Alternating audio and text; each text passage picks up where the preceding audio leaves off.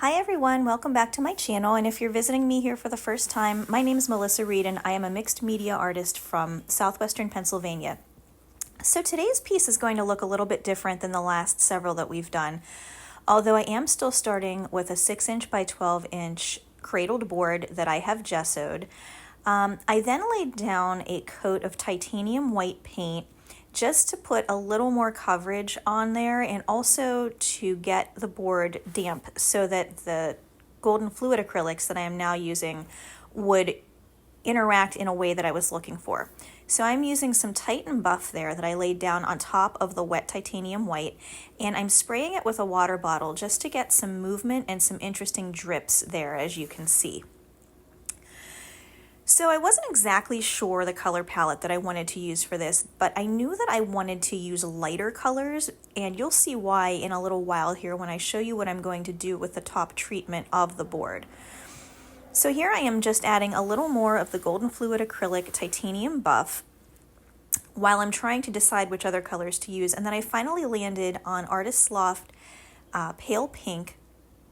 Wait, I'm sorry, I think that's called Pale Rose. I'll have to double check on that for you. It'll be in the description. And again, the paint underneath as well as the golden fluid are still wet, but I wanted to put that on there to just kind of mix everything right there on the surface. I'm not looking for a smooth mix here. I'm just looking for basic areas of color. So I'm adding some more of the light pink color and just randomly putting it in spots where I think it's going to look. I am an intuitive artist, so I don't go into a piece with sometimes any plan, but typically not much of one at least, although this time I did have a basic idea of what I wanted to do. And you'll see here in a minute, and I have a little bit of a story about what I'm going to use on the surface here coming up for you as well. So now that I have some of the Titan Buff and some of the, excuse me, pink on there, I'm going in with some Winsor & Newton Pale Olive.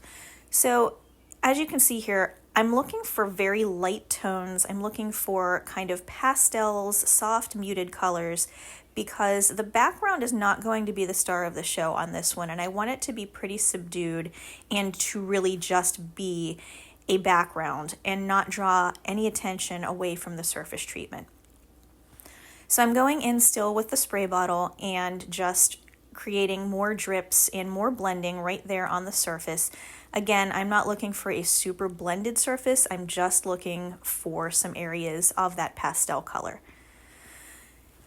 At this point, I decided I wanted to have a little bit of darkness popping through in some areas, so I am going in with my color shaper and a little bit of Grumbacher Payne's Gray.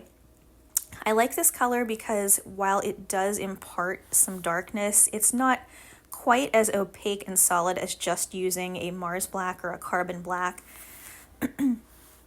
And once I have this on there and I've let it dry for a little while, I'm going in with just a touch of titanium white, and then I'm going back in with some of the other colors that I've already used, like the pale pink and the pale olive, and taking it right over top of the dried Payne's Gray. And what that's doing is creating just a little bit of tonality without really adding a ton of darkness to the top of the board there. You can see some areas where it's coming through a bit, and it's just adding a little bit of depth and a little bit of value to places where I thought it was looking kind of flat. I like working in layers in my pieces. I think that layers make art look a lot more visually interesting and adds depth visually as well as sometimes literally too, depending on if you are using collage, which I will be, but I'm not using as much collage as I typically do in this piece because I kind of had an idea for something from the get-go that was going to require much more of a quiet background to let the surface treatment do all of the talking for the piece. Sometimes with layer work, I like to go in and add color right on top of wet color like I did in the very beginning here on top of that wet titanium white. But sometimes I like to let the piece dry between the layers, and that's what I did here. So I'm going in just with a few more dabs of some of the pink and some of the olive. And then I decided that it needed something just a tiny bit warmer on there. The pink was a little bit more of a warm color, but I wanted something just a bit warmer, so I went in with a little bit of Artist's Loft Naples Yellow, and I'm blending it pretty well because I didn't want necessarily like a just block of the yellow color. So I'm blending it right in with the pink and the pale olive once everything has dried, and I think it just warms up the piece in a way that was missing before. Next up, I'm going to do a little bit of printing on the gel plate for the surface treatment of the piece. So as you're going to see here in a moment, I am inking up my gel plate with a little bit of black acrylic paint and spreading it out, and what I'm going to do here is a print of a leaf that I have, and I'll tell you the story of how I got the leaf in a little while when I'm doing some of the line work here. But I laid it down, put down my pickup sheet there, which is just a blank sheet of copy paper that I had lying around, and pulled off all of the excess paint and lifted up the leaf, and I'm left with a perfect imprint on it. Now there are a couple different ways to pick it up, like I'm doing here. That paint was still wet, so I put my tissue paper down on there and it's picking the imprint up perfectly. I could have also let it dry and used some matte gel medium or gloss gel medium and picked it up that way as well. So now I'm cutting out the basic leaf shape, and I'm not going for absolute perfection here on all of the little crevices around the whole thing because it is on the tissue paper, and when I glue this down with my gloss gel medium, that's all going to disappear right into the background anyway. But I did want to get it somewhat cleared off of there so that it's not just like a big square sheet of extra tissue paper lying on the top. So I did go in, and as you saw on the leaf, there were a lot of holes in it. So I'm going in to cut those out. Probably wouldn't have been 100% necessary because, again, that gel medium that I'm going to use is going to make all of that tissue just disappear into the background. But I thought I have the capability of doing it, so I'll just do it. Why not? Because that way I'm just going to get an even cleaner print.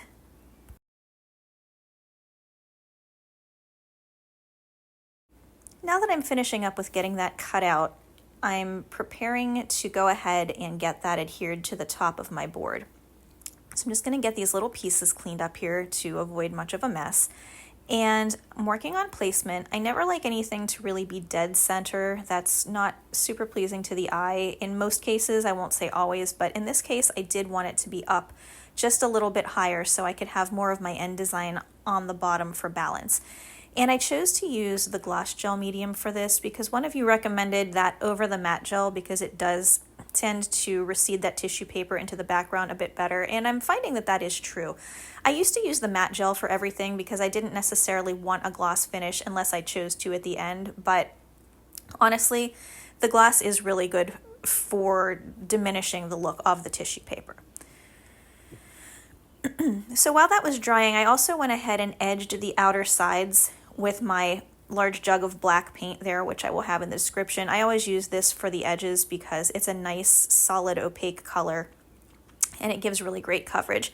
And I'm using a little bit of painter's tape here around the edges because I wanted to pull that black edge up into the actual piece to create a frame around the leaf and whatever else I choose to put inside. So I'm doing this in 2 steps, obviously because you can't frame out the whole entire thing at once because you'll have wet paint that you're putting tape over. So I usually do the 2 short ends first, remove the tape, and I'll have a nice clean edge there like you can see. If the painter's tape doesn't give you a nice clean edge, and most of the time it does, but occasionally if you don't have it down perfectly, you'll get a little bit of bleed through. One way that I've found to fix that is to just get a straight edge and use my black Posca pen to go over and really just give a nice sharp edge to it, because that's just an acrylic paint pen, so you're not going to see really any difference between that and the black acrylic paint that you're using anyway.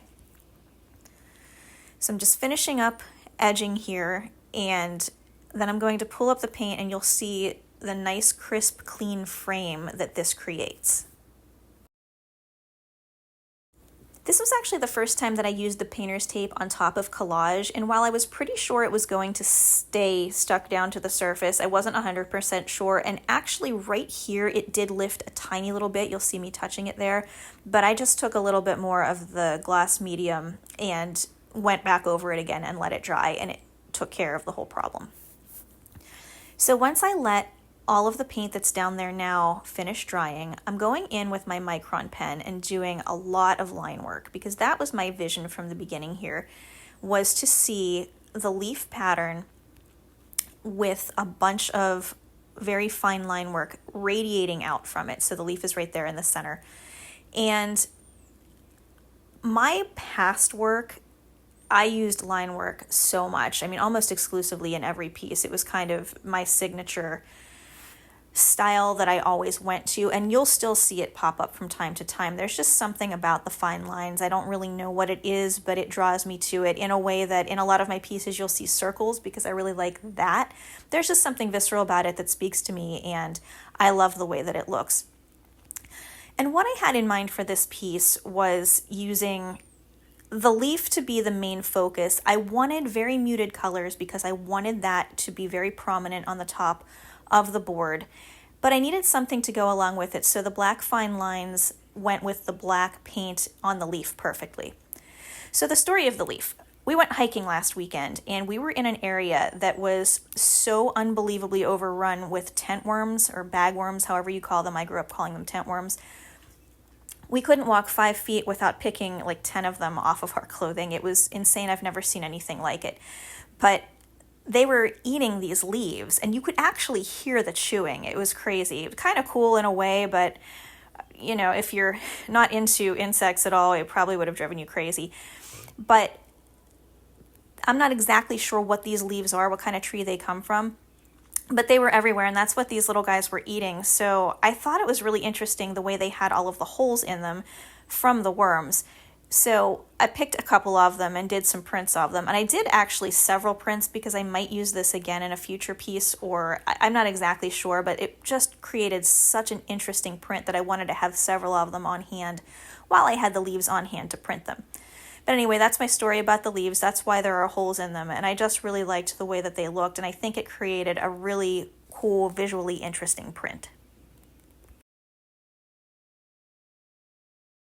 Obviously, I edited out a lot of the line work here because I don't think it would have been very interesting to sit here and watch me draw every single line and go back in and darken up some of them.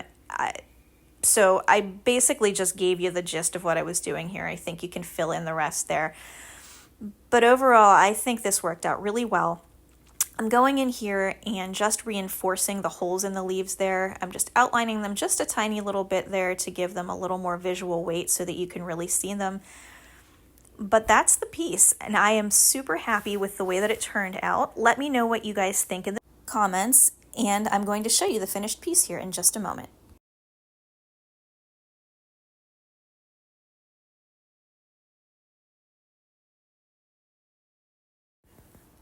Okay, here's the finished piece. I'm really happy with the way it turned out, and I will definitely be using that design in the future. Thank you all to everyone who watched, and thank you again to everybody who's been subscribing.